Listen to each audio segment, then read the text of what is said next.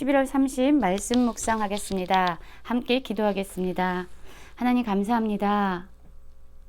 우리가 실수할 때도, 우리가 죄를 지을 때도 우리의 연약함과 우리의 모든 것을 합력하셔서 그럼에도 불구하고 하나님의 전능하심과 하나님의 신실하심으로 선을 이루어 가셔서 감사합니다. 우리는 연약하지만 신실하시고 모든 것을 합력하여 선을 이루시는 하나님을 날마다 기대하며 살아가는 저희가 되게 하여 주시옵소서. 예수님 이름으로 기도했습니다. 아멘. 오늘의 말씀은 사사기 14장 1절부터 20절까지의 말씀입니다. 말씀을 함께 살펴보시기 전에 개인적으로 말씀을 꼭 읽으시고 묵상하는 시간 가지시기 바랍니다. 14장 1절입니다. 삼손이 딥나에 내려가서 거기서 블레셋 사람의 딸들 중에서 한 여자를 보고 올라와서 자기 부모에게 말하여 이르되 내가 딥나에서 블레셋 사람의 딸들 중에서 한 여자를 보았사오니 이제 그를 맞이하여 내 아내로 삼게 하소서 하매 라는 말씀으로 시작하고 있습니다. 많은 사람들은 삼손에 대해서 알고 있을 것입니다. 교회를 다니지 않는 사람일지라도 삼손의 이름은 한 번 정도는 다 들어보셨을 텐데요. 삼손은 그의 긴 머리와 또한 그의 강한 힘으로 알려진 사람이죠. 하나님께서 이 마노아에게 또한 마노아의 아내에게 그들에게 아들을 주실 것이다 라고 말씀하시면서 그 아들은 블레셋의 손으로부터 이스라엘 백성을 구원하는 일을 하게 될 것이고 그는 어려서부터 태어나면서부터 하나님께로 바쳐진 나실인으로서의 삶을 살아야 한다. 그래서 그를 거룩하게 키워야 한다라고 말씀하셨습니다. 그런데 이 삼손이 자랐습니다. 근데 지금 이스라엘 백성을 블레셋 손에서 건져내야 될 삼손의 모습은요, 우리가 기대하는 모습과는 다른 것 같습니다. 그는 블레셋 사람의 딸들 중에서 한 여자를 봅니다.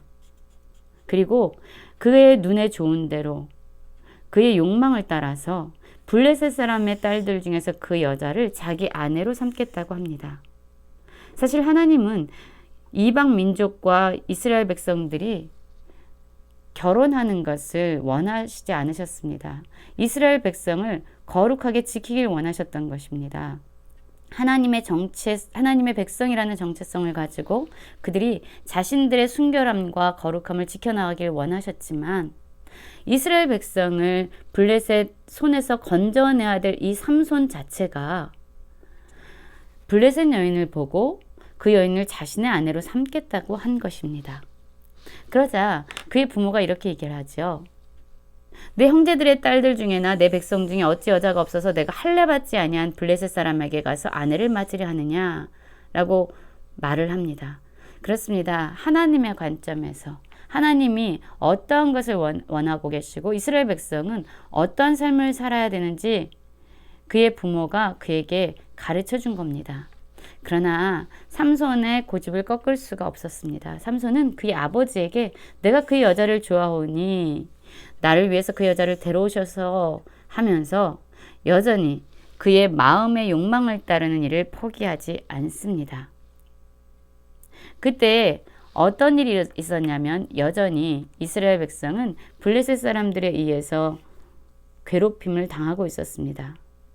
물론 삼손이 블레셋 여인을 보고 그 여인과 결혼해서 아내로 삼고자 하는 것은 삼손의 마음에서 나오는 자신의 원함을 따른 하나님의 뜻을 거부한 행위였습니다. 그럼에도 불구하고 하나님께서는 이 삼손의 이러한 연약함조차 이스라엘 백성을 블레셋에서 건져내는 구원하는 일로 사용하길 원하십니다. 그래서 4절에서 보면은요, 이 일이 여호와께로부터 나온 것인지를 알지 못하였더라 라고 말합니다. 여러분, 이 삼손의 욕망을 하나님께서 주신 것이 아니라는 거예요. 그러나 삼손이 자신의 생각에 따라 자신의 욕망에 따라 일을 결정할지라도 하나님은 이렇게 우리가 잘못을 짓고 또한 우리의 연약함이 있을지라도 그럼에도 불구하고 이 모든 것을 하나님께서 합력하셔서 선을 이루어내시는 능력은 하나님께 있는 것입니다. 그렇다고 우리가 마음대로 내 뜻대로 내 욕망대로 살아도 된다라는 것을 의미하지 않습니다. 하나님은 우리의 연약함과 상관없이 하나님은 자신의 뜻을 이루어 가시는 분입니다. 하나님은 절대적인 주권자시고 또한 자신의 말씀을 신실하게 성취하시는 분이세요. 우리는 선택할 수 있지요. 하나님의 이런 계획과 하나님의 뜻하심에 우리가 동참할 것인가? 그래서 하나님이 뜻하시는 그 계획을 함께 이루어가는 동역자로 하나님과 함께 걸어갈 것인가? 아니면 내 욕망에 따라 여전히 나의 연약함을 붙잡고 살아가고 하나님의 뜻을 거부하면서 살아가지만 우리의 연약함에도 불구하고 하나님은 하나님의 일을 하신다는 거예요. 그런데 우리에게는 분명히 대가가 있죠. 하나님의 일에 동참할 수 없을 뿐만 아니라 욕망을 따라 내 유익을 따라 살아가는 우리의 연약함에는 반드시 그에 합당한 대가가 지불되어야 합니다. 우리의 책임도 있죠. 그리고 이제 5절에서 보면은요, 이제 삼손이 그의 부모와 함께 딥나로 내려갑니다. 자신이 좋아하는 여인을 보여주기 위해서 내려가는 거예요. 그런데 갑자기 포도원에 이르렀는데 젊은 사자를 보게 됩니다. 그러자 여호와의 영이 삼손에게 강하게 임해서 그가 손에 아무것도 없음에도 불구하고 사자를 염소 새끼를 찢는 것 같이 찢었다라고 얘기해요. 삼손에게 얼마나 큰 힘이 있었는지 그는 보게 된 것입니다. 이 힘으로 하나님은 이스라엘 백성을 블레셋에서 건져내길 원하셨던 거예요. 그런데 삼손은 하나님이 주신 그러한 강력한 능력으로 그는 사자를 찢어 죽이게 됩니다. 그리고 나서 이제 그가 내려가서요, 그 여자와 말하고 또 그 여자가 삼손의 눈에 들게 됩니다. 그리고 나서 이제 시간이 지나서 삼손은 그 여자를 다시 맞으러 가는데요. 그때 찢어 죽인 사자의 주거미, 사자의 시체가 있는 거예요. 근데 그 사자의 몸에 벌떼와 꿀이 있는 것을 보게 됩니다. 사실 나실인들은요, 시체를 만져서는 안 됩니다.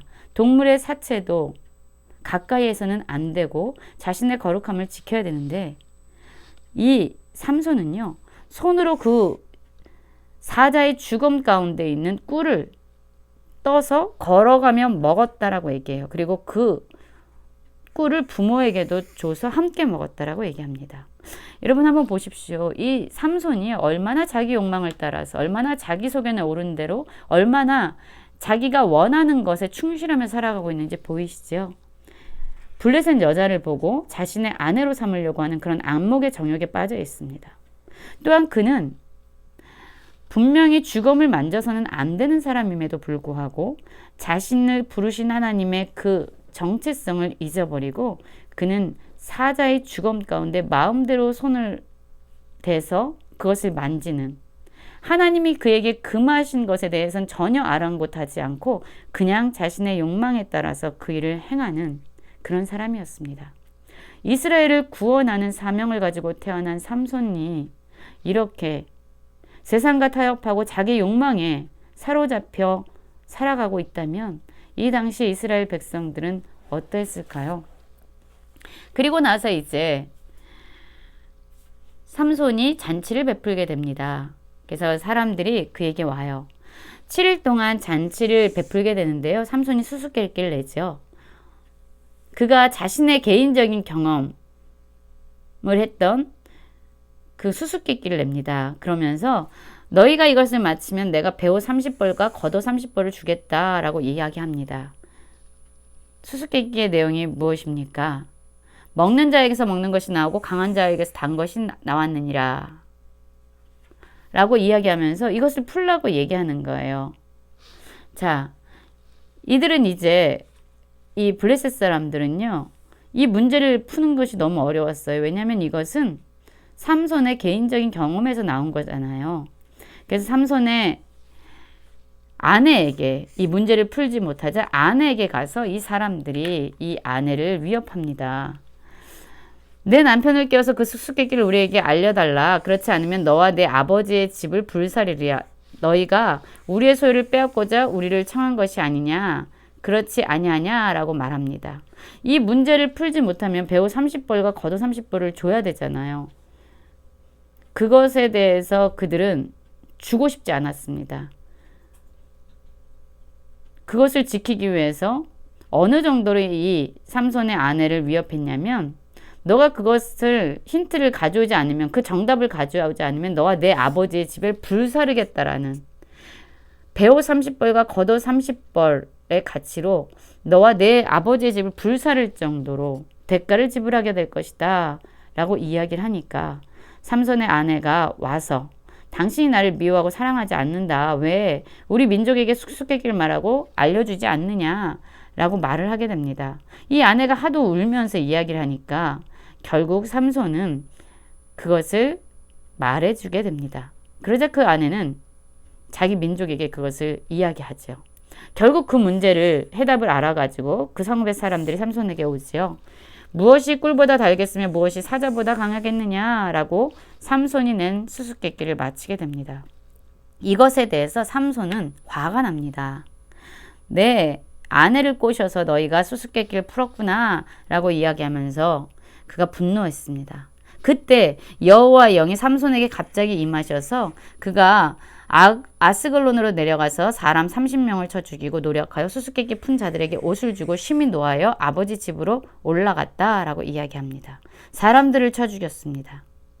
그리고 수수께끼 푼 자들에게 옷을 주었어요. 그의 아내는 삼손의 친구였던 그의 친구에게 내준 바가 됩니다. 여러분, 오늘 말씀을 한번 보겠습니까? 삼손은 끊임없이 하나님이 그를 어떤 목적으로 부르셨는지, 그를 어떻게 구별하셨는지 그에게 정체성을 심어주셨고 그에게 사명을 주셨습니다. 그런데 삼손은 하나님의 사명에 붙들린 자가 아니라 자기 욕망에 따라 사는 자였고, 자기의 원함에 따라서 하나님의 말씀은 전혀 개의하지 아니하고 자신이 원하는 것을 따라 살아가게 됩니다. 그럼에도 불구하고 하나님은 삼손을 통해서 블레셋 손에서 이스라엘 백성을 건지시겠다는 일을 행해 나가고 계십니다. 우리의 연약함에도 불구하고, 우리의 잘못에도 불구하고 하나님의 일은 이루어집니다. 그러나 우리가 하나님의 뜻에 반응하지 아니하고 우리의 욕망대로 죄악 가운데서 살아갈 때 우리는 반드시 그 대가를 지불하게 될 것입니다. 하나님이 주신 정체성을 가지고 하나님이 뜻하시는 거룩한 삶을 살아가는 모든 성도님들 되시길 간절히 기도합니다.